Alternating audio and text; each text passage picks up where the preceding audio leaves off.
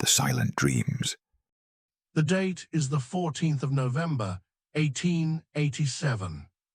I am writing this by lamplight at a desk that is not my own, in a room I have never slept in before tonight. The lamp sits to my left. The flame is steady.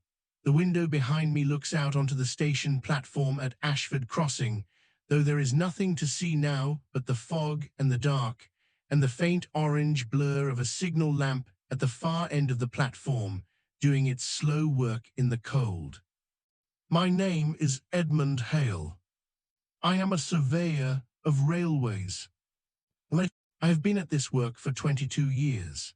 I began as a junior assistant to a man named Forsyth, who taught me that the earth is not as fixed as it appears, that every valley has a history, every hillside a future, and that our task is not to impose a line upon the land, but to find the line that was always waiting there. Forsyth died in 1874. I think of him sometimes when I am doing this, opening the ledger, uncapping the ink, beginning a new entry in a new town. He would have liked Ashford Crossing. He liked small places. He said small places told the truth. I have a daughter. Her name is Clara. She is 19 years old, and she lives in London with my sister Margaret, and she is studying to become a teacher. I wrote to her this morning before I boarded the train at Derby. The letter will arrive before I do, most likely. I told her the usual things, that I was well, that the weather was cold but dry, that I expected this survey to take several weeks. I did not tell her that I am not sure what I will find. I rarely tell her that. But I am getting ahead of myself. Let me begin at the beginning. Let me tell you about Ashford Crossing. I arrived at 4:30 in the afternoon. The light was already failing. November does that here in the north. It does not fade gradually the way summer light fades, with long golden hours and a slow descent. It drops. One moment you are in the day, the next you are in the blue hour, and before you have adjusted to that, the dark has come. The station at Ashford Crossing is a single platform affair, one building, one waiting room, one lamp above the door. The platform itself is perhaps 60 yards long, paved with uneven flagstone that catches the heel of a boot if you are not paying attention. I was not paying attention. I stumbled slightly as I stepped down from the carriage, and the porter, a young man of perhaps 17, with reddish hair beneath a cap 2 sizes too large, reached out to steady me. "Mind the gap, sir," he said. I thanked him. He took my larger bag without being asked. His name, I learned shortly afterwards, was Thomas Birch. He had been working the platform at Ashford Crossing for 8 months, since his father, the previous station master, had retired due to ill health. He was not the station master himself. That role belonged to a man named Garrett, who was currently absent on account of his wife having just delivered a child. But Thomas managed things in the interim with the quiet competence of someone who has learned not to be ruffled by circumstances. He told me all of this in the space of the short walk from the platform to the station building, speaking not in the breathless way of someone who talks too much, but in the matter-of-fact way of someone who simply answers questions fully. I had not asked many questions. He seemed to understand what I needed to know. I liked him immediately. The station building is brick, built perhaps 40 years ago, with a slate roof that has been repaired in 2 or 3 places with slightly different colored tiles. You can see it clearly from the platform if you know what you're looking for. Inside, a waiting room with 4 wooden benches, a small iron stove that was burning well, a notice board with 3 items pinned to it, a railway timetable, a notice about a farmer's market in the neighboring village, and a hand-lettered sign that said, in careful capitals, "Please do not leave luggage unattended." There was no one in the waiting room. There rarely is at this hour, Thomas told me. The last up train had passed at 3. The next would be at 6:40 in the morning. Quiet evenings then, I said. Yes, sir, he set my bag down beside the stove. Most evenings. I had arranged in advance to stay at the village inn, the Crossing Bell, a 10-minute walk from the station, up the lane that runs along the eastern edge of the valley. Thomas offered to show me the way, and I accepted, though I could have found it from the map. I accepted because I wanted to see the village in what remained of the light, and because I find that a local guide sees things that a map does not record. He was right that it was 10 minutes. We walked at an unhurried pace. I am not a man who hurries when he does not need to along the lane, which is narrow enough in places that two carts could not pass each other without one pulling aside. The hedgerows on either side are old, hawthorn mostly, intertwined with bramble and elder, stripped now of their summer fullness, the branches bare and dark against the last pale strip of sky to the west. The village itself began gradually, the way English villages often do, a farmhouse set back from the lane, then a pair of stone cottages, then a small yard behind a wall, a dog sleeping beside a gate, the smell of wood smoke and something cooking. I stopped once, partway along the lane. Not for any reason I could have explained. There was simply a moment, the lane curving slightly to the right ahead, the last light catching the top of the hawthorn hedge and turning it silver, the smell of the cold air and the frost already beginning to form on the muddy verges, where I was aware, very clearly, of being somewhere. It is a feeling I have had before. In 22 years of traveling to places other people have not yet decided to call somewhere, you learn to recognize it. The places that know themselves. The places that have been themselves for long enough that the knowing has soaked into the stone. Ashford Crossing knew itself. "All right, sir?" Thomas asked. "Yes," I said, "quite all right." We walked on. The Crossing Bell is at the centre of the village, the only pub, as far as I can determine, within 3 miles in any direction. It is an old building, possibly older than the railway by a century or more. The stone is the local limestone, the same pale grey as the field walls and the church tower I could see above the rooftops to the north. The windows are small and deep set, and they glowed amber in the dusk as we approached, which is one of the most reassuring sights I know, light inside a warm building, seen from outside in the cold. The door was heavy. It opened with resistance and then gave all at once, the way old pub doors do. Inside, warmth, the smell of wood smoke and beer, a low ceiling crossed with thick beams, a fire going in a stone hearth on the far wall, 3 men sitting at a table near the fire, talking in low voices that paused when I entered. A bar made of dark wood, worn smooth by years of elbows. A woman behind it, perhaps 50, grey-haired, with the steady expression of someone who has seen many strangers walk through that door and learn to read them quickly. She looked at me. "Mr. Hale," she said, "not a question." "Mrs. Brennan," I said. I had corresponded with her. She nodded, satisfied, and reached for a key on the board behind her. The room she showed me to is on the first floor at the back of the building. It faces east, away from the lane, toward the open fields, and beyond them, the valley floor where the proposed line would run. In the dark, I could not see any of this, only the faint shapes of the field walls in the moonlight and the line of trees along the stream. The room itself is plain and clean, a bed with a white counterpane, a washstand with a china basin, a wardrobe of dark wood, a writing desk beneath the window, which is where I am sitting now, and the lamp, which Mrs. Brennan had lit before bringing me up. "Supper at 7, she said. "If you need anything before, ring." She indicated a small brass bell on the desk. Then she left, pulling the door quietly behind her. I stood for a moment in the center of the room. I set my surveying bag against the wall. I hung my coat on the hook behind the door.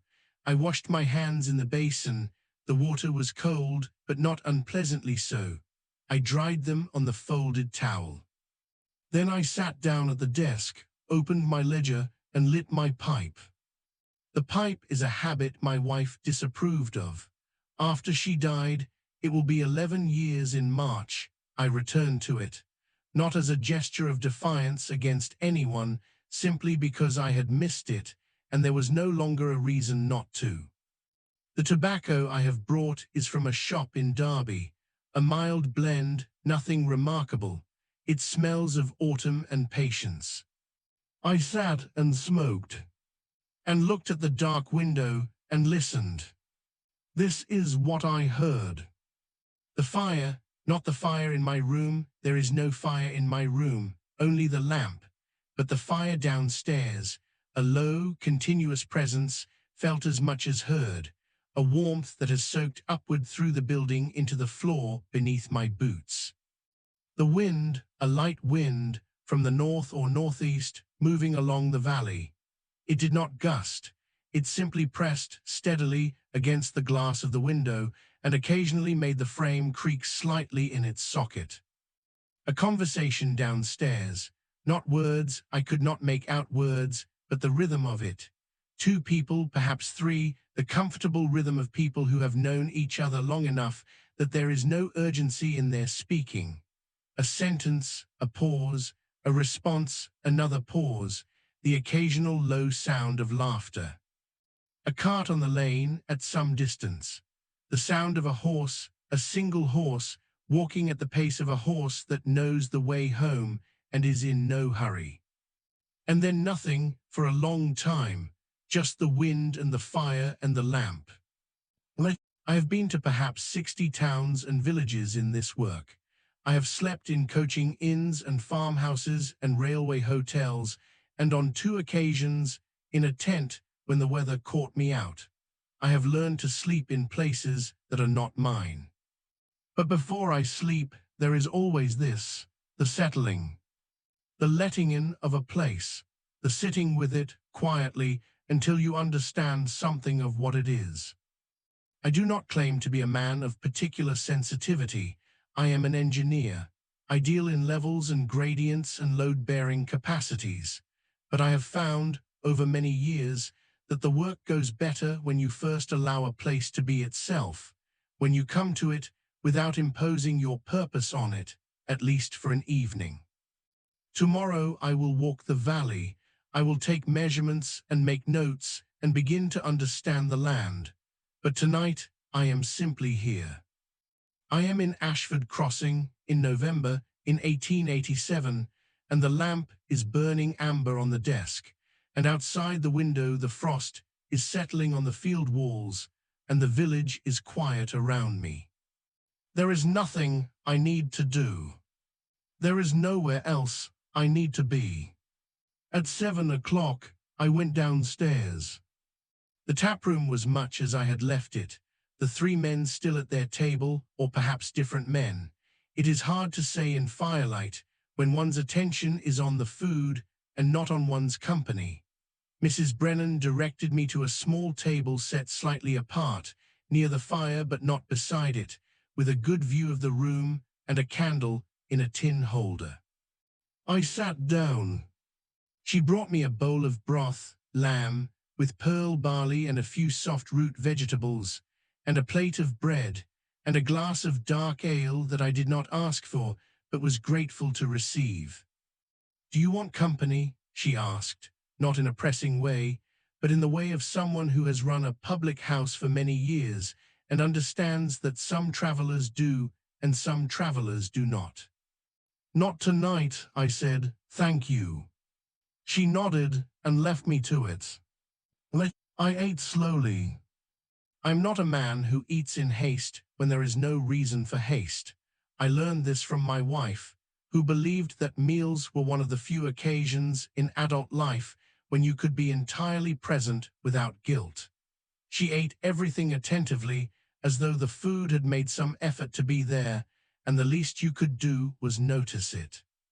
The broth was good, rich without being heavy, the kind of thing made from stock that has been simmering for a long time.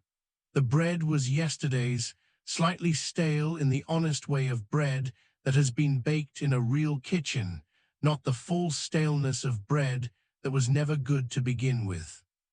I ate the broth, I ate the bread, I drank the ale. I watched the fire. The hearth at the crossing bell is large enough to have originally accommodated a spit, I would estimate, though there is no spit now. The grate sits deep within it, and the fire is built up considerably for the evening, with a good-sized log balanced across the andirons above the bed of coals. The wood is dry, it catches cleanly and burns with a steady, unhurried flame that does not spit or flicker without cause. There is something particular about a fire in a stone hearth, in a stone-walled room. The heat is different from the heat of an iron stove. It is more diffuse, more general. It heats the air of the room from the center outward, and you feel it on your face and hands, a pleasant, undemanding warmth, while your back remains in the cool of the room. I sat for some time after finishing my meal, simply watching the fire. The other men at their table had finished their conversation and sat now in companionable silence, one of them working on what appeared to be a piece of leather harness, stitching methodically, the others with their glasses, looking at nothing particular. The clock above the bar marked 8, then past, then 9. At some point, Mrs. Brennan brought me a cup of tea without being asked. I looked up. "You seemed like a tea man," she said, with the slight satisfaction of someone whose assessment has been confirmed before it was tested. "I am," I said. She set it down and looked at me for a moment. "Surveyor," she said. It was not quite a question. "Yes, for the railway." "Yes." She considered this. "My husband was against it," she said. "When they first started talking about it some years back, he thought it would change things." "And now?" I asked. "He's been dead 3 years." She said this without particular sorrow, in the tone of something that is simply true, so I don't know what he'd say now. She went back behind the bar. I thought about what she had said for a long time. It is the question I am always somewhere near in this work, not always stated as directly as that, but present. What will it change? The places I survey are, almost always, places that have been themselves for a very long time.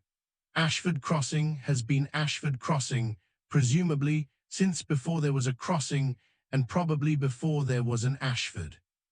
The rhythms of it, the cart on the lane, the conversation by the fire, the way the light falls on the field walls at dusk, these are not recent developments. And I come here to find the place where the line should run. I am not an uncritical man. I do not believe that all progress is good simply because it moves forward. But I also do not believe the opposite, that all change is loss, that the old way was always the right way. I believe, as Forsyth taught me, that the line should follow the land, that if it is done correctly, if you take the time to understand a place before you cut through it, the line will not destroy what was there. It will simply make it accessible to the world that was always pressing up against it. Whether that world is a better one is not a question I can answer. But I can find the right line. I drank the tea. The men by the fire finished their drinks and gathered themselves for departure. A few words to Mrs. Brennan about the weather, about someone's horse, about nothing that needed to be said, but was said anyway in the ritual manner of people ending an evening. The door opened, letting in a rectangle of cold, then closed again. The taproom was quiet. Only the fire and the clock, and Mrs. Brennan moving behind the bar with the unhurried efficiency of someone performing a familiar task for the last time that day. I finished my tea. "Good night, Mrs. Brennan," I said, rising. "Good night, Mr. Hale." She was wiping the bar. She did not look up. There's hot water in the morning at 6 if you need it. Thank you, I said. I went upstairs. The room was as I had left it. The lamp still burning on the desk. I had not thought to turn it low before going down. I am careless that way sometimes when a new place has hold of my attention, but I was glad of it now. There is a difference between returning to a lamplit room and returning to a dark one. I turned it slightly lower until the flame was steady and small, and sat on the edge of the bed and took off my boots. This is a ritual I have had since I was a young man, the removal of boots at the end of a day's travel. It sounds like nothing. Any man takes off his boots before bed, but I have learned to be attentive to it, the weight that comes off, the way the feet settle into themselves, the understanding, physical and not merely intellectual, that the day's walking is done. I set the boots against the wall. I took off my jacket and hung it on the wardrobe door. I poured water from the ewer into the basin, cool now, but still a degree or two above the temperature of the room, and washed my face. Standing at the basin, I looked out of the window. I could see more than I had expected. The moon had risen while I was downstairs, and its light was falling across the valley in a clear, flat way that gave definition to things the dark had hidden before. I could see the stone wall at the edge of the back garden below. Beyond it, the pale grey strip of the lane that runs south along the valley. Beyond the lane, the field, stretching away to the darker line of the trees along the stream. And beyond the trees, nothing. Just the open dark of the valley floor, the moorland somewhere above, and the stars. There are a great many stars visible from Ashford Crossing. This is not a surprise. Rationally, a small village in a valley, far from the gas lamps of any town, in clear cold weather, will always offer a good sky. And yet the sight of it stopped me. I stood at the window for some time, looking up. I have a theory about stars and surveyors. A surveyor is, at root, a person who establishes positions. You take a point of known location, and from it you establish the location of every other point in the landscape. The transit, the theodolite, the chain, all of them are instruments for answering the question, where is this, exactly, in relation to everything else? The stars are the oldest version of this. Before instruments, before chains, before the triangulation of the Ordnance Survey, a man who wanted to know where he was on the surface of the earth looked up and found his position by the arrangement of lights in the dark above him. I am not a navigator. I do not know the stars with the precision of a sailor, but I know some of them, and I know that they have been where they are for longer than there have been names for them, and there is something settling about that. Not because it makes human concerns small, the usual consolation offered by contemplating the heavens, but because it is a kind of reference point. This is here, this has been here. Whatever I find in the valley tomorrow, whatever complications the landscape presents, whatever the politics of the company and the wishes of the landowners and the needs of the villages on either side, whatever all of that amounts to, these lights were here before any of it and will be here after. It is a beginning. I moved away from the window and sat back down at the desk. The lamp, the ledger, the pen. I opened the ledger to the first page of the Ashford Crossing survey and wrote the date, the location, the conditions. Then I wrote, arrived 4:30 p.m. weather clear cold, visibility good from the platform, valley clearly defined from north to south. Initial impression, the valley floor is wider than the OS map suggests. Will need to walk the full extent tomorrow. Met T. Birch Porter, age approx. 17, knowledgeable about local geography and farm boundaries. Contacted Mrs. Brennan at the crossing bell, accommodation satisfactory. Supper adequate, weather to remain clear through tomorrow at least.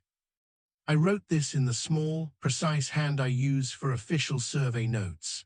Then, below the ruled line at the bottom of the page, in the slightly looser hand I use for what I think of as the unofficial record. The village is at peace with itself, no other way to say it. There are places you arrive in that are still deciding what they are, still in the argument of themselves, towns halfway between one thing and another, villages that have been promised something and are waiting to find out if it will come. Ashford Crossing is not like that. It is simply what it is. I do not know yet if that will make the survey easier or more difficult. I wrote for some time. Not the survey notes, those were done in a few minutes, but the other writing, the habit I have had since I first went out on survey with Forsyth, the recording of things that will not appear in the official ledger, but that matter nonetheless. The light on the hawthorn at dusk, and the particular stillness I felt there in the lane. Thomas Birch and his oversized cap, and the steadiness of him. Mrs. Brennan and her husband, who was against the railway and has been dead 3 years, so that I do not know what he would think now. The 3 men at the fire and the sound of their talking. The sky. These are not surveyable things. They do not reduce to measurements, but they are part of what a place is, and if I do not write them down, they will be gone, not from the place itself, which holds its own record in the stone and the soil, but from me. I paused to refill the pen. Outside, the wind had dropped entirely. The valley had gone completely quiet. I sat for a moment and listened to nothing. It is a sound I know well, true silence, the silence of a place so still that what you hear is the absence of everything else. Not alarming, not empty, more like a held breath, the world resting. I held my own breath briefly, without meaning to, in response. Then let it go. Picked up the pen. I wrote to Clara. This is another habit. Most evenings, when I am away, I write to her. Not always long letters, sometimes only a few lines. But I find that the act of writing to her, of arranging the day into language that she might understand, helps me understand it myself. I wrote, Dear Clara asterisk. I have arrived in Ashford Crossing, and I find it to be exactly the sort of place your grandmother would have called sensible, by which she meant it knows what it is.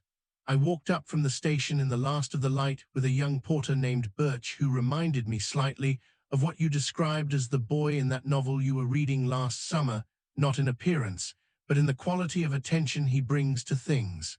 Thornfield's people were like that, you said, attending. The inn is comfortable and the fire is good. I have had supper and I am now at my desk, which faces east and is situated so that I can see the valley from the window if I stand up. I may stand up again before bed.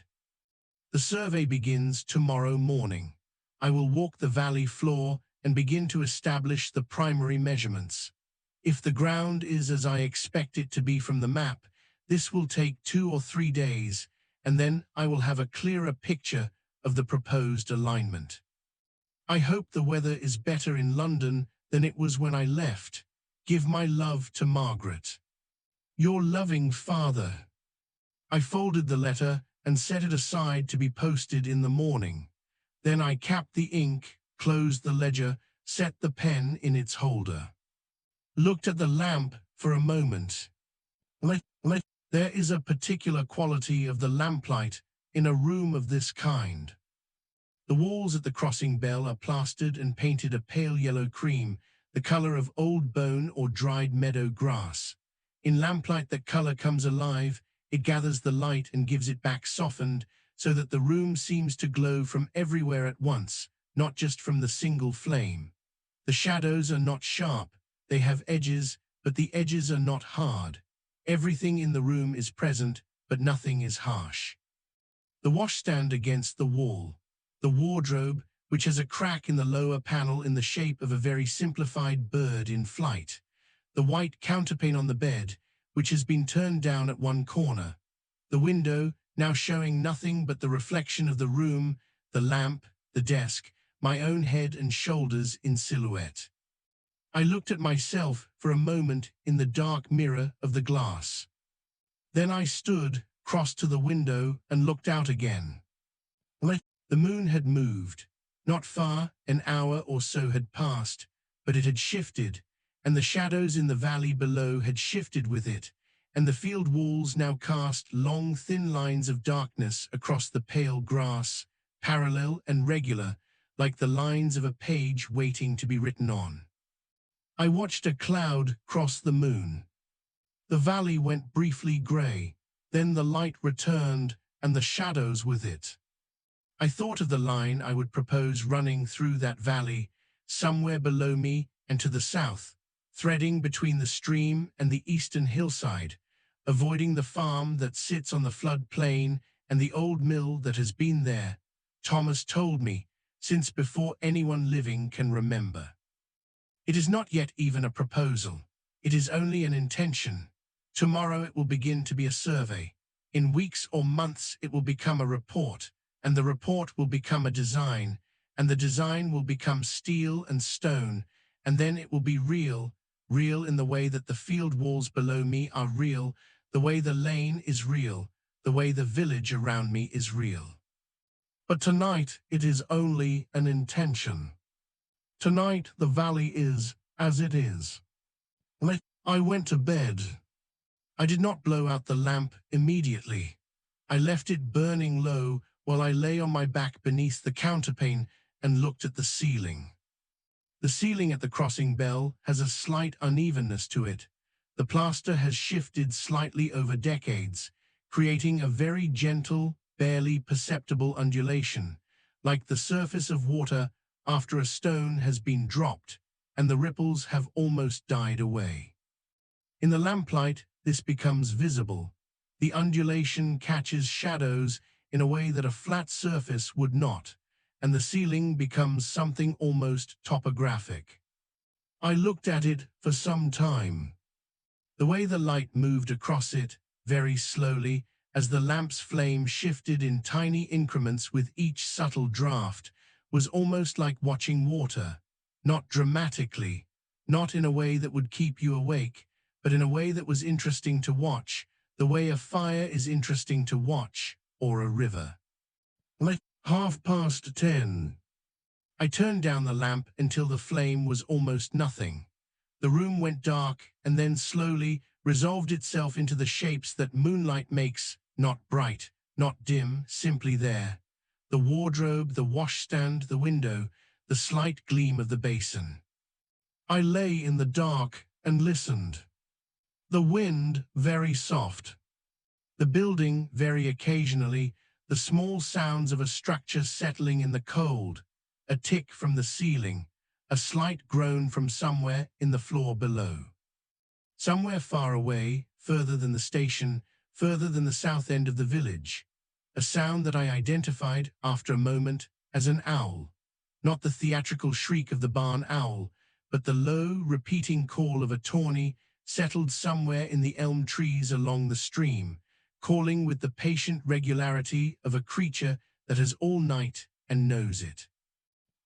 I thought about Clara.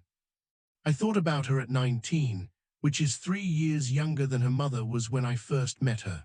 They do not look alike. Clara has her maternal grandmother's coloring, the dark hair and pale skin, while her mother was fair. But there is something in the quality of Clara's attention, the way she looks at a thing she is interested in, that is exactly her mother's. Anne died of a fever in the spring of 1876. It was swift, which some people tell me is a mercy, and perhaps they are right. I was away when she fell ill.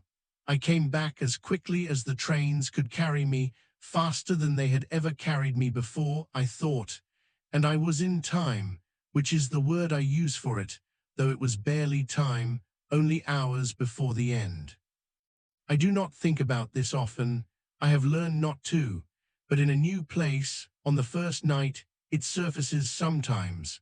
I have not decided whether this is the quiet releasing something or the quiet allowing something. Perhaps both. The owl called twice more and then stopped. Perhaps it found what it was looking for, perhaps it simply moved on. I lay in the dark and felt the weight of the day beginning to leave my limbs. This is the thing I try to attend to at the end of a day's travel, the particular way the body gives up its accumulation. The journey in it, the jolting of the carriage, the weight of the bag, the walk up from the station, the hours of sitting first on the train and then at the supper table and then at the desk. All of it layered in the legs and the shoulders and the back. And then, when the body is horizontal and the room is dark and the sounds are only the sounds of a place at rest, the loosening. It starts in the feet. The feet which have been carrying everything all day. Let the feet first. Then the legs, the long muscles of the calf and thigh, the small persistent tension of the knee. The lower back, which has been holding the body upright through the hours at the desk. A desk that, like most desks in inns, is at an angle not quite right for the purpose, requiring a slight adjustment of posture that accumulates over an evening without one's awareness. The shoulders, the left more than the right, the left carries the survey bag. The neck, the hands, which have been writing for a long time this evening. Let one by one, letting the day out of them. The lamplight is almost nothing, a small orange point in the dark, steady, barely there. The room is the room, the building is the building. Outside, the valley is the valley, the stars are the stars, the frost is settling on the field walls and the lane and the bare branches of the hawthorn hedge. And I am here, in Ashford Crossing, in November, in the year 1887. Far from London, far from Derby, far from anywhere that anyone I know is likely to be tonight. Simply here in this bed, in this room, in this building that has stood in this village for longer than I have been alive, with the owl silent and the wind small and the lamp going gently out. I thought of the valley, of the line that was waiting there, not yet found, the way it would thread through the fields, following the gradient, avoiding the flood plain, crossing the stream at the right point, emerging at the southern end of the valley at the elevation that the neighboring line required. I did not know yet where it was, but it was there. All lines are there before they are found. Tomorrow I would begin to find it. The lamp went out sometime after I fell asleep. Not suddenly, the oil had been running low, and I had not refilled it before lying down, and so it must have dimmed gradually to nothing in the small hours, the way a lamp does when the oil is gone.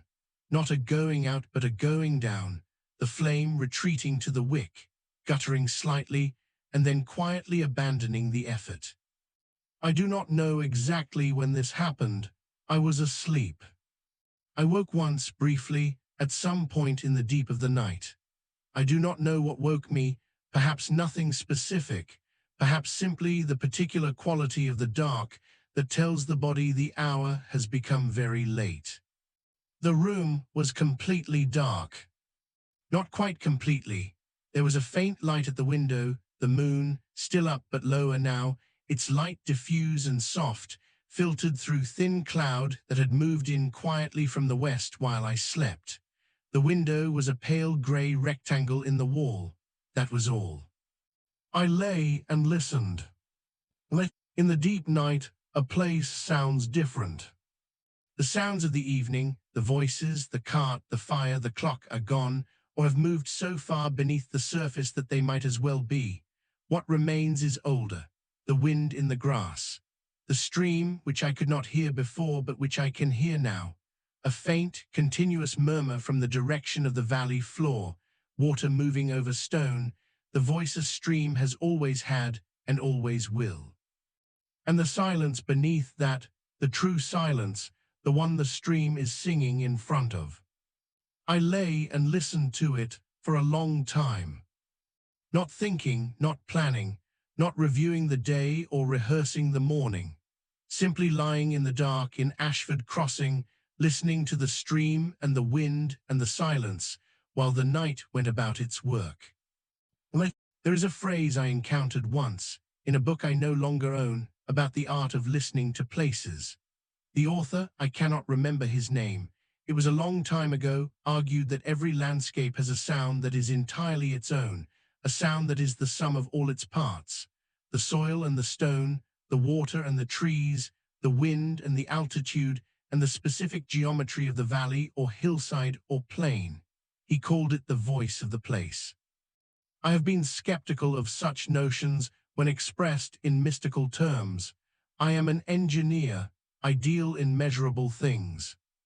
But lying in the dark, listening to the stream and the wind and the silence of Ashford Crossing, I thought that whatever he meant by it, he was pointing at something real, not a supernatural thing, a physical one, the specific acoustic signature of a specific place, produced by the specific arrangement of its parts. Ashford Crossing sounded like this, like a stream over stone and wind in grass, and the particular quality of silence that forms in a limestone valley when the temperature drops and the frost settles and the world goes still. I let it fill the room. I let it fill me. I fell asleep again before I could note the time. I did not dream, or if I did not remember it. I slept as I have learned to sleep in new places, not perfectly, but well enough, with one ear still partly open, the way a person learns to sleep when they travel alone and need to know, at some level, where they are. The stream, the wind, the frost, the deep dark of November. I woke before the alarm I had set for myself, 6 o'clock, by the pocket watch I had left open on the nightstand. The watch said 10 to 6. The room was still dark, but differently dark than before. There was a quality to it that told me the east was beginning to change. Not light, not yet, but the intention of light, the absence of the deepest dark, a faint grey-blue coming through the window. I lay for a moment and felt the day beginning. This is one of the aspects of the work I have always valued, the early mornings. In London, I do not rise early. There is no particular reason to. The day in London begins when the city begins, which is to say gradually and noisily from perhaps 5 o'clock onward. The carts and the traders and the newspapers and the feet on the cobbles accumulating until by 7 the full roar of it is underway. There is no quiet hour in London, not really. Here there will be a quiet hour. The hour before the farms wake, before the village stirs, before Thomas opens the station and the first light touches the platform and the overnight freight comes through from the north. The hour when the valley is entirely itself, unobserved by anyone except me. I would go out into it. I dressed in the dark. Not completely, I left the lamp unlit. The grey of the window was enough. I dressed by feel, which is the habit of years. Shirt, trousers, waistcoat, jacket. I sat on the edge of the bed and put on my boots, the heavier pair, the ones I use for walking ground, with the thicker sole and the higher ankle. I put on my coat. I put my notebook in the left breast pocket and my pencils in the right, where they always go. I picked up the survey bag from against the wall. At the door, I stopped and looked back at the room. The window, the grey light, the white counterpane of the bed, slightly disturbed where I had been lying, the desk with the closed ledger, the lamp, the folded letter to Clara. I would be back. The room was waiting, as rooms do. I opened the door quietly and went out into the corridor. The corridor at the crossing bell at 10 to 6 in the morning is very quiet. The floorboards creak slightly. There is no helping it. They are old boards in an old building, and they speak when asked to carry weight. I moved as quietly as I could, which is a habit born of many years of leaving inns before their other guests were awake. not so much from consideration, though that is part of it, but because there is a pleasure in being out first, in being the person who opens the door onto the morning before anyone else. The stairs creaked too, but more softly. The taproom was dim and cold. The fire had been banked for the night, but had largely gone out, and the air held the grey chill of a room that has not been heated for several hours. The glasses from last night had been washed and set upside down on the bar. The candle on my supper table had been blown out and the holder collected. The front door was bolted. I drew back the bolt carefully. It moved smoothly, a well-maintained bolt, and I opened the door. The cold came in at once. Not violently, there was almost no wind at this hour, just the cold itself, the patient, heavy cold of a November morning before the day has disturbed it. I pulled my coat tighter and stepped out onto the lane. The sky to the east was beginning. Not light, not yet, but beginning. A narrow pale strip along the ridge of the eastern hills, barely distinguishable from the rest of the sky, but there, the first announcement of the day's intention. I stood for a moment on the lane and breathed. My breath made small clouds in the cold air and disappeared. The frost was on everything, the cobbles of the lane, the stone wall of the inn's garden, the leaves of the ivy on the wall, each leaf edged and veined with white, perfect and temporary. I looked at it for a moment. Then I turned south toward the valley floor and began to walk. The lane runs south from the village for perhaps half a mile before it crosses the stream by a stone bridge and then climbs away to the west. I walked it slowly, the survey bag on my shoulder, the notebook in my hand, though there was not yet enough light to write by. I walked it with the intention of understanding it, the gradient, the composition of the verges, the way the land fell away to the right toward the stream. The frost was deep, deeper than I had estimated from the window last night. The grass of the verges was entirely white, each blade separate, as though each had been individually attended to. The mud at the edges of the lane had frozen solid, preserving the impressions of the last boots and wheels to have passed before the cold came, a deep car trut, a horse's hoof, a pair of boot prints heading south. I put my boots beside them. I crossed the bridge at the stream. The stream was not frozen, it was moving too quickly for that. But the rocks at its edges had acquired a fringe of ice, each protrusion of stone capped in white, and the overhanging grasses had frozen where the spray had touched them and hung now like small curtains of glass. I stopped on the bridge. The stream below was dark and quick, barely visible in the pre-dawn light, but audible, the same sound I had heard from my bed in the night, closer now and fuller. Water over stone, the voice of the valley. I looked south along the stream, in the direction the proposed line would run. The valley floor opened up here.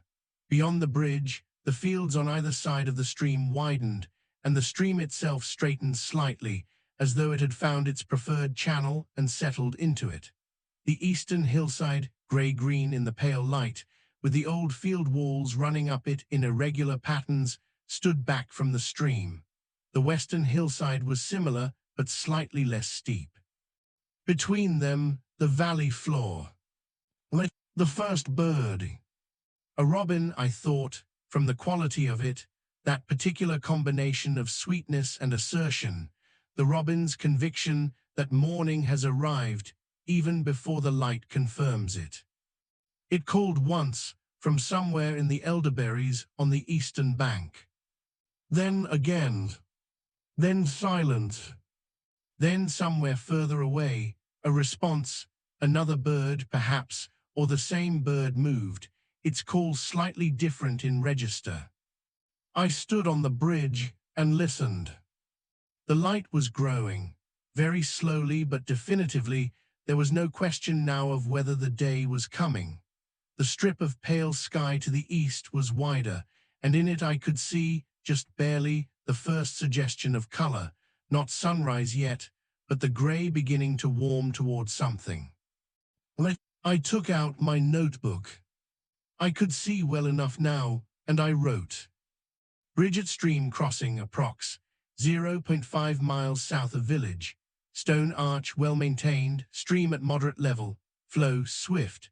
Valley floor from this point, width approx. 200 yards at widest. Eastern slope, gradients to be measured, estimate 112 to 115. No visible obstacles on valley floor from bridge to southern visible extent approx. 1 mile, will walk the full extent today. Note, old mill building visible to SW from bridge position. Need to establish age and ownership. Below the official note, I wrote. First robin at dawn. The valley is different in this light, wider than it seemed last night, quieter in a different way. Not the quiet of a place that is resting, but the quiet of a place that is waiting. Waiting for what? The day, obviously, and whatever the day brings. I closed the notebook. The birds were coming in now. The first robin had been a beginning, and like all beginnings, it opened something. From the elderberries, a wren, tiny and imperious. From the hawthorn hedges on the western verge, great tits, 2 or 3, their 2-note call repeated with the mechanical insistence they always have. From somewhere along the stream, hidden in the alder, a blackbird tuning up, beginning its first phrase and stopping, beginning again. The dawn chorus. Not the full summer version, those are gone until April. But the winter dawn chorus, quieter and less numerous, but still, the birds deciding that the night is over and saying so. I listened to it from the bridge. Below me, the stream. Above me, the birds. Around me, the frost and the cold and the growing light. And ahead of me, the valley, waiting to be measured. I want to describe it carefully, this moment. Not because it was extraordinary, it was not in any external sense. It was a November morning in a Derbyshire valley, cold and clear and quiet. These exist everywhere in the north of England in November. There was nothing here that could not be found within 50 miles in any direction. But there is something that happens at the precise moment when the night has finished and the day has not yet begun, a moment of perhaps 10 or 15 minutes, when the light is grey-silver and everything it touches looks as though it has been made of the same material as the sky, when a place exists in a way it does not exist at any other time. Complete. Not waiting for the sun to show it, not shadowed by the dark. Simply there. The valley was simply there. And I was in it. I put away the notebook, adjusted the survey bag on my shoulder, took one more breath of the cold morning air, the smell of frost and stone and stream water, and faint beneath it, somewhere, the first smoke from the first chimney in the village behind me. Then I walked on, into the valley, into the morning, into the work that had been waiting for me. That evening, I wrote in the ledger. First day of survey complete. Valley floor walked from bridge to southern extent approx. 2.1 miles. Gradient consistent with map estimates. No unexpected obstacles. The farm on the floodplain, Martell's farm, J. Martell tenant, W. Caldwell owner. Note the coincidence of names, must investigate, will require careful routing to the east. Old mill confirmed, 1744 according to the date stone. Grade II listed, I would estimate, will need to route clear of it. Primary alignment beginning to suggest itself. The line wants to run close to the eastern slope, using the natural shelf approximately 8 feet above the valley floor. This is good ground, limestone bedrock, well drained. The crossing of the stream is straightforward. I believe this can be done well. And below the ruled line, the unofficial record. The valley is as it should be. I have spent the day in it, and I have not found anything that would require it to be harmed. The line I am beginning to find runs with the land, not against it. Forsyth would say this means the line was always here. I think he would be right. The robin was still singing when I came back to the bridge at midday. I take this as a good sign, though I am aware it is merely a robin doing what robins do. Tomorrow I will begin the detailed measurements. Tonight I am at the desk, and the lamp is burning, and the frost is forming again outside, and the village is settling into its quiet. The clock downstairs has struck 9. Clara's letter is posted. Ashford Crossing, November 14, 1887. All is well.